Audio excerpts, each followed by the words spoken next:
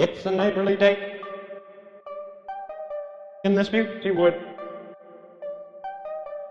Would you be mine? Would you be mine?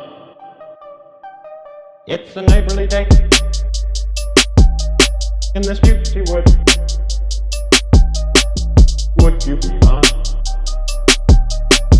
Would you be mine? It's a neighborly day in this beauty wood. Would you be mine? Would you be mine? Yo, what's the deal, Mocca? How you feeling over there tonight? Man, I'm feeling good. It's midterms this week, so I'm trying to push through that.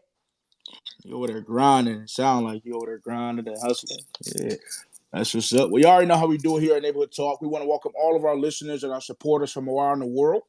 Hey, but for those who didn't know, we are the newest, latest, and soon-to-be most influential Web3 platform to ever exist. And I want to chime in and let y'all know a little bit about our project if you don't know. So, Neighborhood Tales is an NFT collection of 10,000 survivors from the Liberty Owls experiments conducted by Stephen Caesar Press and GenMod Inc. 10,000 patriarchs and matriarchs from various diverse neighborhoods in Liberty Owl have escaped the clutches of GenMod Inc. and fled to the outskirts of Liberty Owl. They remain there until their offspring are born, at which point they'll band together in an effort to recapture Liberty Owl and overthrow Caesar. And as far as our gameplay, because we got a game attached, you will own everything in Liberty Owl from the weapons to real estate and vehicles. So you don't want to miss out. Absolutely. Yo, wonderful. And not only is this our space to display our newest and latest projects, such as Neighborhood Tales, as Mocha just described, but we share our space with the dopest guests, and tonight happens to be no exception. Yo, Mocha, let our listeners and our neighbors know who we have the privilege of hosting tonight. Yes, we have the owner and Web3 developer of Decent Token Heavy Metal Heads and liaison of the gods, Dr. Robotnik. So please unmute yourself and let the people know where you're from. How you doing? How you doing, everybody? Yeah, I'm from LA, currently living in New York. Born and raised in LA. Moved to New York when I was young, so that's where I'm at. You might hear it in the accent, you might hear both. I don't know. So it depends on how your ear is. But yeah, that's where I'm from. And thanks for having me, man. Believe it or not, this means the world to me. This is one of the best feelings I ever had since entering this space approximately 2 years ago. Probably, if you was here early, that's around the time where we pulled up. Around 2 years, 2.5 years now. So this is one of the better feelings that I had in the space to even be invited. So, really appreciate that. No, absolutely. It's a pleasure to have you, Dr. Robotnik, man. Hey, tell our listeners, how you even got into the world of Web3. I got in. I always mess with computers. That was a thing for me.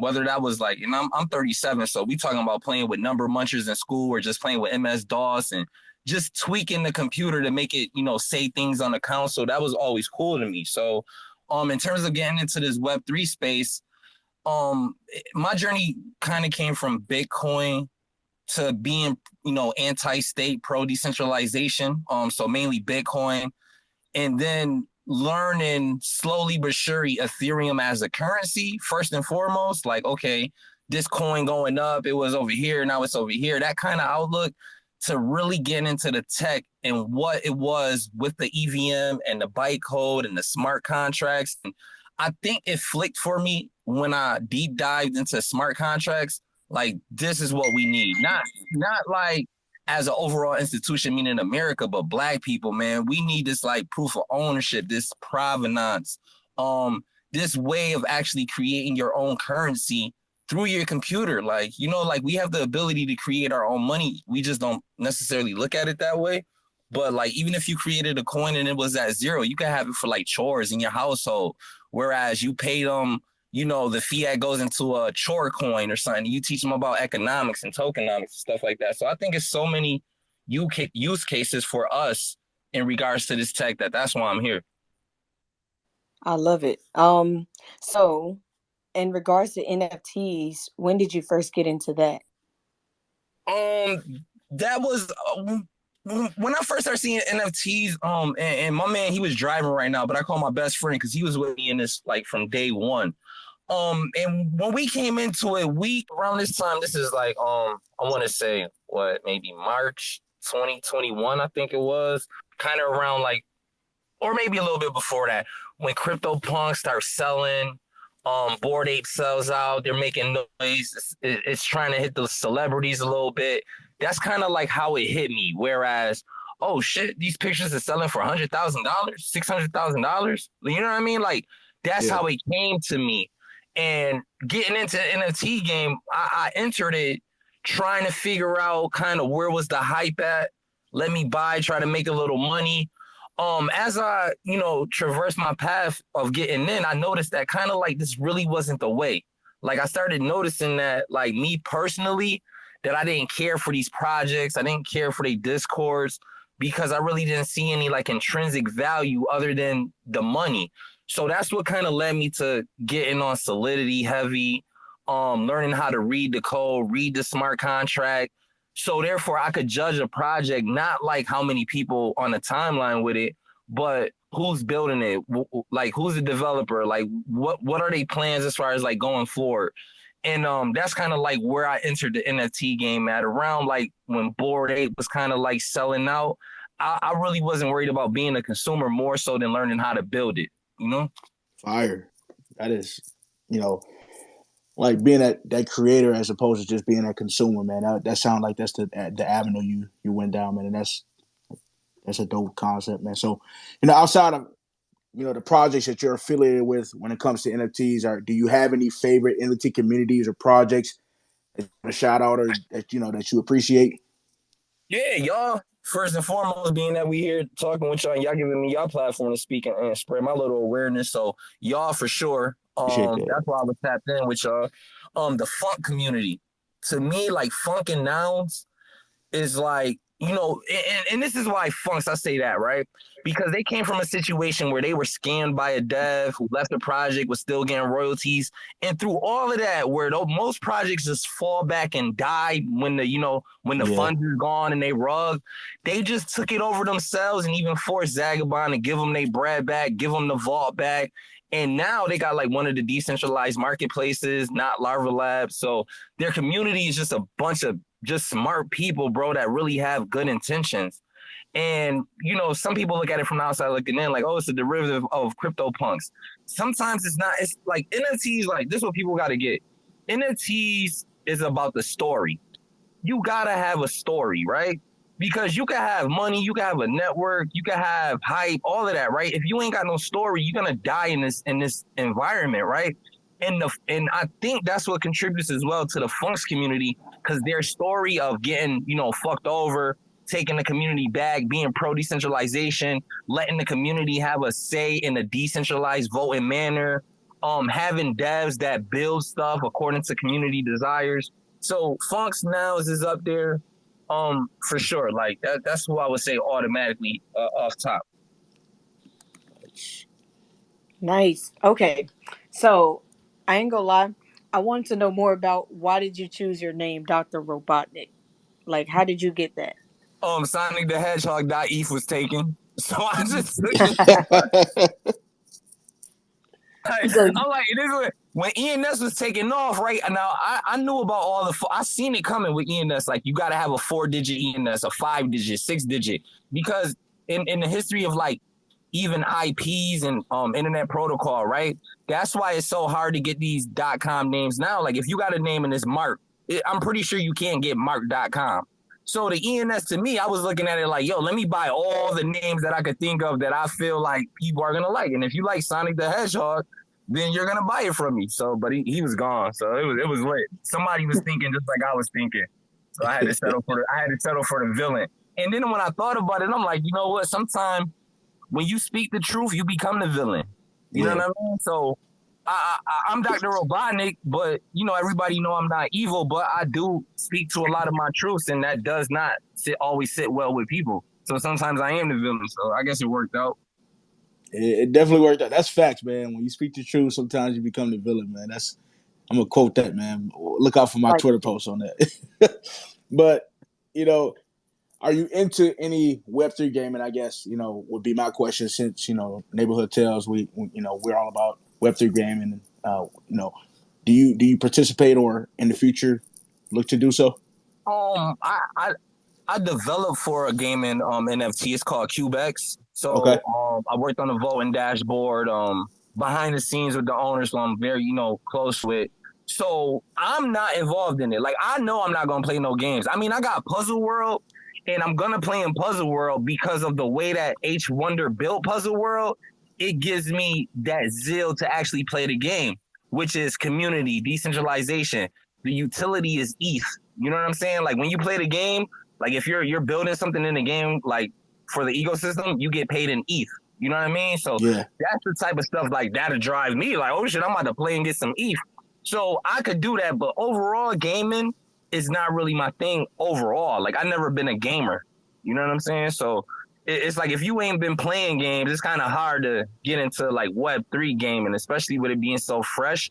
But I'm definitely bullish on it. Like, you know what I mean? Like I know the significance of it. I know what it means to be in game and be able to trade assets or trade weapons or, you know what I mean, level up or get rewards, or even with the DeFi now with playing these games where you're staking and earning yield maybe and getting some, quote unquote passive income, then yeah, I'm all for it. Hands down. I loved it. That was a great answer on that. Cause yeah, not everybody is into it, but at least you're able to acknowledge it, and that's what matters the most. But my next question for you is like in regards to security on the blockchain. Like I heard you say like those key things that like I know about in studying. So what's the most vital part to you in regards to security? I ain't gonna lie. Did y'all see the Google Docs I sent y'all? I had dropped Tizzy a Google Docs. I actually put together some terminologies too within this Google Docs, and I gotta add it because it was very, very brief because I didn't know how long we were gonna be talking. I actually made a thread just now too with some links I'm gonna put on the Jumbotron because what I'm about to talk about, I want to have a visual up there and a place where you can actually go and do, go look at it yourself or whoever's listening to want to. So 1 second before I answer, I'm gonna go put that on the Jumbotron. Is it the change the MAC address windows, the thread for the upcoming space? That one. Yep.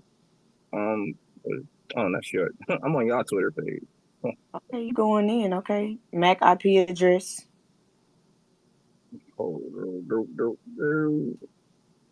Posted 1 second. All right. I got it.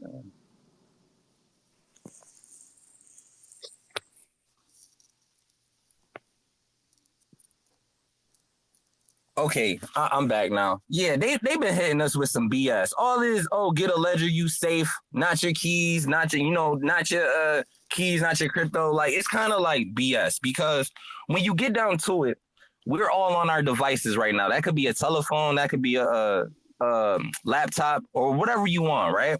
Now, it's certain things that is as far as like saving your passwords, things like our security is just horrible, right? And one of the things, like I told the brother I wanted to speak about today, was really deep diving into security as far as like understanding that your computer has a fingerprint, and that's called a MAC address, and understanding that you can change your fingerprint. Like you can't change your fingerprint in real life, but you can change your digital fingerprint to the point that, we want to mitigate all types of attack vectors on our systems as possible. So some of the things that I mentioned in that thread and what I wanted to talk about is like kind of like what I want to talk about in security as far as like from a base minimal foundation of even like changing our DNS. Like, when you're on the internet, you got an internet service provider. That could be Spectrum or, Dish Network, whatever it is. So when you're on the internet, these hackers, they're looking at all of this information. They're trying to find out your ISP. They're trying to find your router. They're trying to find your cache for your to poison your cache, your cookie browser. They're looking for all of that, right?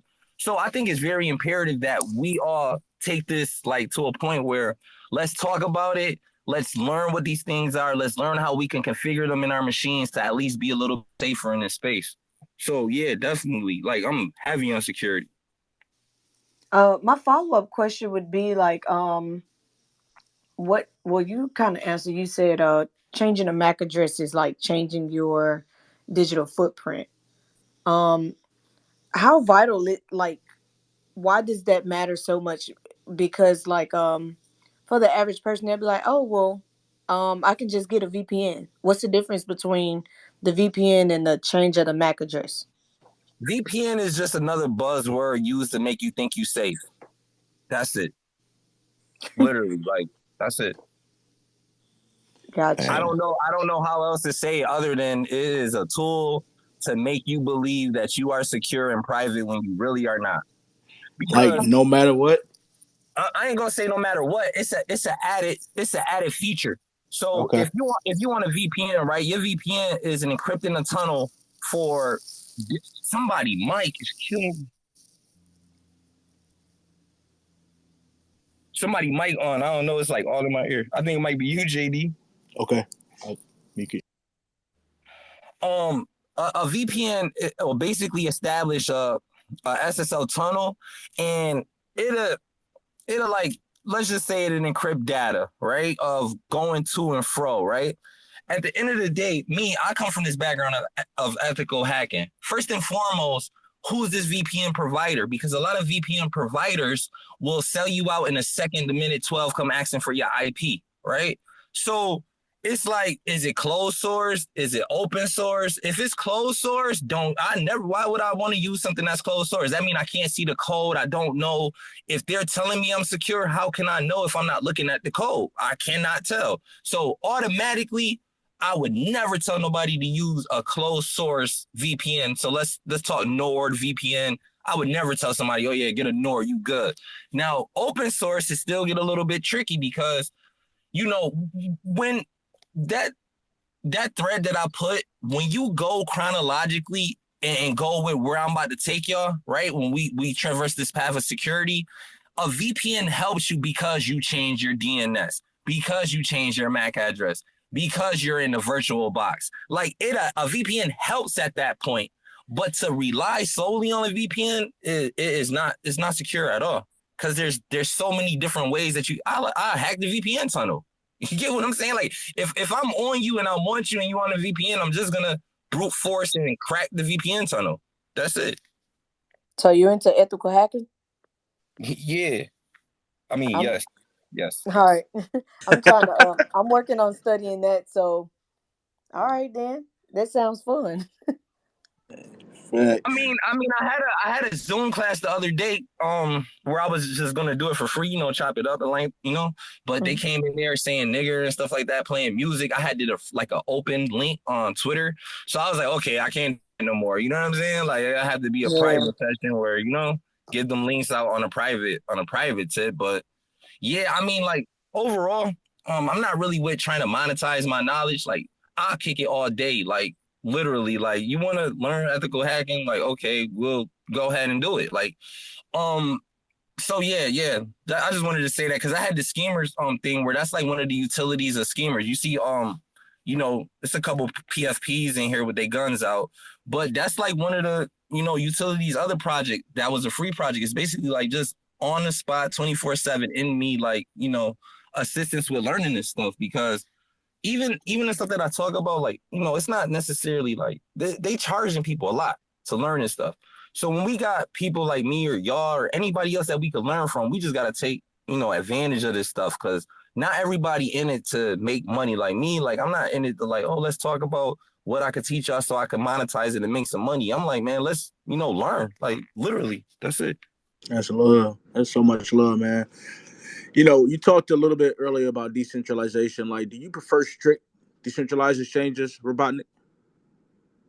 Yeah, man, only thing I'm using the sex for is the a centralized exchange for is the off ramp some money. Like, you might need to go to Coinbase and convert some Bitcoin to fiat or something like that. But I'm not, man. Nobody, bro. I did not as a black man come up in this banking system to want to be in a bank, bro. Like, that's me personally. Like, I'm trying to run away from that. All the way away from that. Yeah, that's real. No, I feel that. So, since we're on the topic, like, what do you think about like what happened with FTX and the crash, and do you see more of that happening in the crypto space? Yeah, it's gonna keep happening. It's like, yeah, people got, damn, I don't know, I can't even say. I'm gonna be honest with you. I'm not even gonna say what I want to say, but I will say this: that yeah, it's messed up. It's sad because he didn't have the right to take them people money like that. And yes, it's gonna happen again. And whether that's in the form of a quote unquote hack, or whether that's the form of some people having this God complex where they feel like they could take people's stuff and do what they want. It's prevalent here. You got a lot of projects that's ran by scammers in this space. This is project right now, Valhalla. Cold scammer, right? He's gonna sell out. Because people like their bags sometimes trump the morals. So I mean, we would have to weed out people who aren't willing to sacrifice morals for money. And when do y'all see that happening? So it's like, there's the answer. No, It's going to keep that's happening. because earlier today I had read about Ethereum 2.0. It's like the staking contract now holds the most ether, the 2.0, that's worth like 21.3 billion. I have it pulled up right here.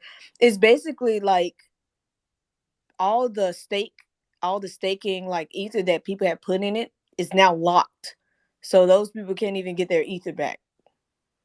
And Yeah, I'm like, yeah, well, yeah. It was a that's what lot. you get for messing. Yep. Yeah. And to me, like that just goes to show, because I was talking about it earlier about like how why Bitcoin is superior, and why I feel like I kind of side with the maxis on this, because Bitcoin is a cryptocurrency, but not all cryptocurrency is Bitcoin, because you don't hear anything about this happening with Bitcoin. Yes, people can go into people's wallets and steal their Bitcoin because they're not like keeping a hold of it as they should, but everything else, all these other exchanges that are actually ran by people, they just screwing people over from left and right. Yeah, I don't know what's going to be the remedy for this situation with this crypto, but the current state with the centralized exchanges and stuff like that ain't it. Like, that's not it. And I guess they were there to protect the people, but as we can see, it doesn't protect anybody but the people who actually doing the grimy stuff, like literally. Yeah. Go to Pancake Swap, Uniswap, anything that's an actual decentralized exchange or application, because at the end of the day, just because it says decentralized does not mean that it's decentralized. I think they need to start putting an asterisk up there when they say decentralized, because most likely it's not right. It's not true.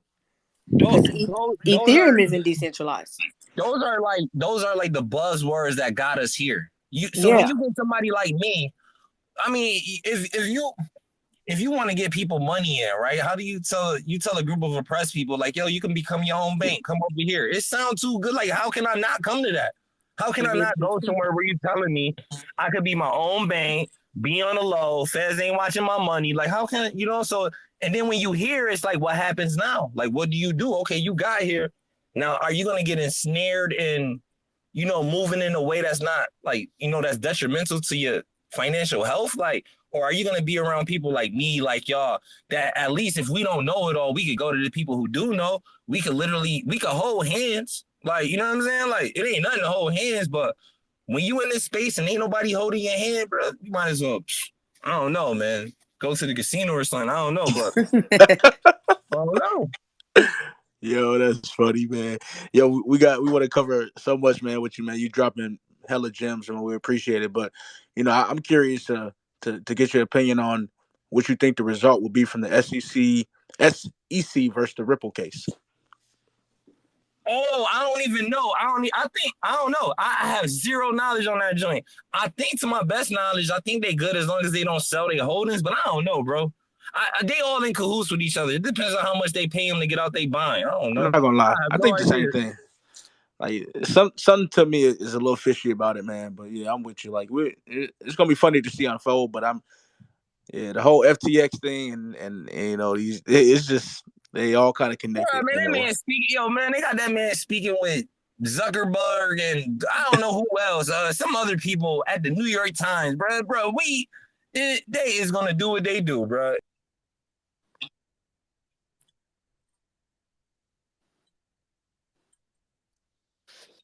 And That's funny. Zuckerberg, like, come on, bro. We in a simulation. Hey, facts. But Since we are talking about how these exchanges are like messing people over, have you ever invested in a rug pool? Hell yeah. How many? I don't know, 17. I don't know who even knows anymore. I don't think anybody here know how many rugs they bought. They just know they bought some. I don't even think they know. Oh, I guarantee you they don't know unless they fresh. They might say one. It was yesterday or something, but like 17. I don't Yeah, I'm know. sure we all have. You funny. Yo, so I mean, Robotnik, man, you've been dropping gems all night. What do you think as far as like what's the best way we could, you know, protect ourselves against those rug pulls? Um, I think learning how to read code.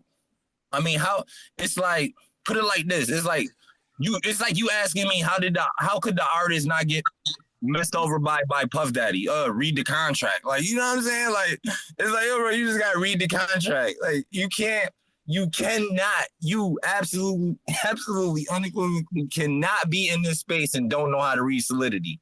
That is like going out to hustle somewhere but don't know how to wait. So like, I don't know, bro. Like, how, like, we gotta understand this. And it, to be honest, it's a daunting task for some people. It looks scary. You know what I'm saying? Especially if you start from the beginning and start looking at ones and zeros and how an H is 1000010. It looks scary. It is not scary. It's not scary. Get with people who know. They're gonna hold your hand and it's gonna be easy. It's easy to read solidity. It's easy enough to read it to the point where you see certain functions. You're like, oh, that shit got set approval for all by the public only owner. Oh, nah, I ain't fucking with that. He could just sell my NFT whenever he want to. But how you gonna know if you don't know how to read it? That's true. I highly recommend this one book that I have. It's actually a part of my class now. It's called Ethereum for Dummies. They teach you how to make your own smart contract, and it's easy for those that don't even know anything about coding, about blockchain. It literally teaches you from A to B. So Ethereum for Dummies is a great start for those that want to start learning about, the code and solidity. Oh yeah, I ain't never seen that joint. Suppose that I ain't never heard of that one. All right, I'll post it. But we're gonna move on to the next portion of neighborhood talks, and that's cap or fact. So we're gonna ask you a series of questions, and you just respond cap or fact and give your reasoning as to why. So the first one is, well, I don't know how you feel about this. NFTs are the way of the future. That's definitely a fact. That's definitely a fact because NFTs are not just now. If you're talking about some PNG picture, that's a little bit different, but that's definitely fact because NFTs as non-fungible tokens, as proof of ownership, as provenance, as immutable code, definitely the future. Facts. Next cap or fact for you, Robotnik, is hardware wallets are superior. Cap or fact? Hardware wallets are superior to what? Cold wallets? Yes, Yeah. like cold and Well, warm wallets, as people say hot. 1900 cap. Boy. You said I was. You said hot. Hold on. Let me get it right. You said the hot wallets is better. The hot wallets is better than the cold wallets. No, we're saying like, are the hardware, the cold wallets, better than hot wallets? Oh yeah, for sure. They're better, but they still okay. Damn. Can I touch on this real quick? Because it's Yeah, kind Go of touch on like. it. ahead, go All for it. right, man. I don't fuck with ledgers, bro. I don't promote ledger. I don't promote them shits because at the end of the day, when they made that ledger, who gave it to you? Who made it? You don't know, right? So why the fuck I'm gonna trust $100,000 to some people in a company I don't know when I can literally go on my computer, connect JavaScript or Python to Web3 RPC, go to ETH.accounts, create new, and create my own literal key. I don't need MetaMask. I don't need Ledger, and neither do y'all, right? So we know what it's like to be attached to some shit we don't need, right? We don't need MetaMask and we don't need a cold wallet from Ledger because what somebody could buy at $100 from Ledger, I could just get on my computer and do it in 10 seconds for free. Now, which one is like, and that key nobody ever saw. I created it. I picked the RSA. I picked the level amount of security that went into creating the key. Why would I ever want a ledger? So Cold ledger, a cold wallet is better than a hot wallet, but they both trash. It's like decentralization 2.0, man. Let's get it, you know. Gotcha. Okay, so Discord will continue to be the main communication hub for everything in blockchain. Hell no, not everything in blockchain. It's gonna be for that core base who want to go in Discord all day and be in there all day, but it ain't gonna be for the whole ecosystem. It's gonna be for a niche market of people who like being in Discord, and I ain't one of them. I love your honesty. I love that, dude. Yeah, you gonna keep it a buck.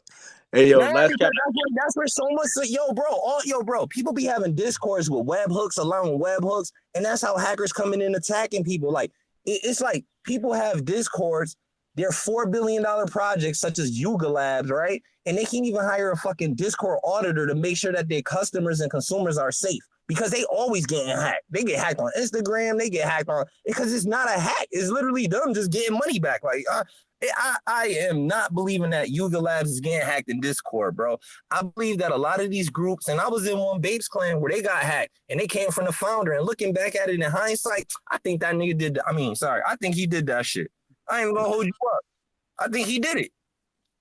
That's why I don't like Discord, but I do know that Discord provides a central location for some people of like minds to come together on some stuff. So I'm not all the way shitting on it, but I'm not a promoter of Discords. Love it. Hey, yo, last Capper Fact question for you, Robotnik, is Web3 gaming will integrate perfectly with traditional gaming in the future? Capper Fact. Cap, because them people ain't gonna let y'all. Them people ain't gonna let it. Them Web2 people ain't gonna let it. Like, they gonna control it. So I'm gonna say cap.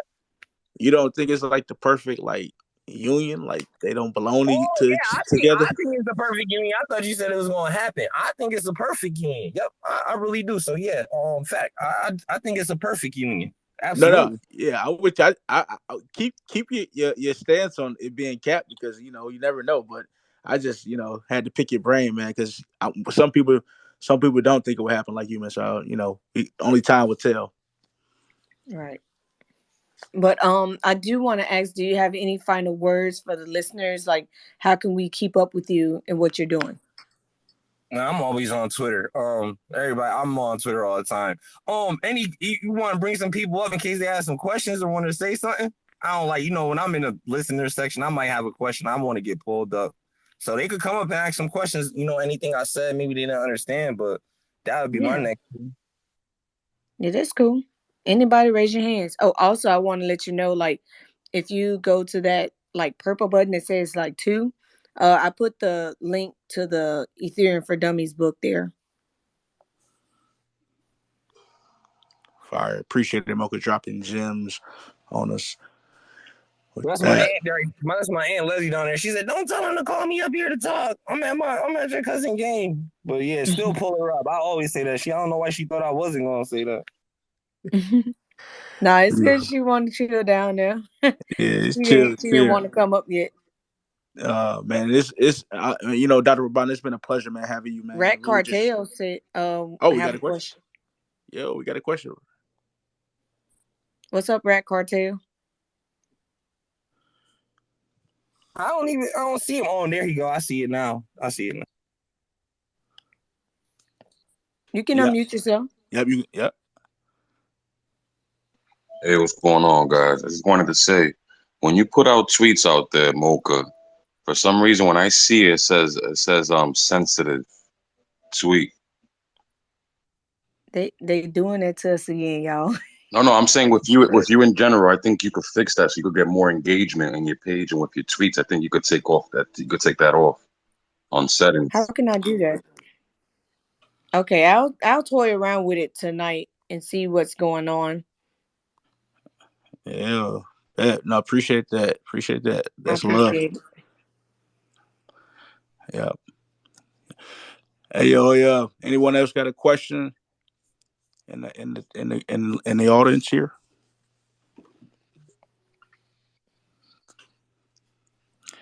All right. Yeah. Well, no, moving along, man. We're on a time basis, but we Dr. Robotnik, again, we want to thank you, man, for really pulling up to Neighborhood Talk, dropping the gems, talking everything security.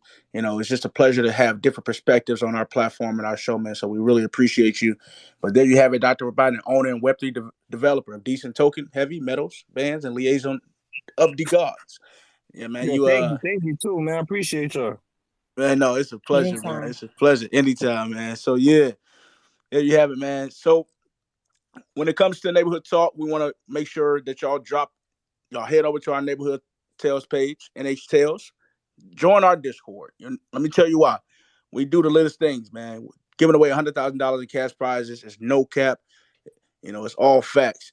And in our Discord, all you need to do is be attached to it, join it, get the latest drops, get in touch with us. And right after the show, we're having a watch party. Watch it Friday. Everyone in our Discord, all you got to do is to hop over and join the link. It's going down tonight. I'm going to be there laughing, cracking jokes at everybody, man. It's going up. Y'all can find me everywhere at JD Jones. Mocca, it's been a pleasure hosting this space with you. And likewise. So I want to thank all the listeners that came out to join us for episode 20 of Neighborhood Talks. You can find us on Twitter at NHTales and Neighborhood Tales on every other platform. We got IG, TikTok, Discord, LinkedIn, Facebook, and you can catch the recordings of the Neighborhood Talks on our YouTube channel. And you can also find me on Twitter and IG at Mocca on the Block. It's been a pleasure, y'all, and until next time. Peace. It's a neighborly day in this beauty wood. Would you be mine? Would you be mine? It's a neighborly day in this beauty wood. Would you be mine? Would you be mine? It's a neighborly day in this beauty wood. Would you be mine? Would you be mine?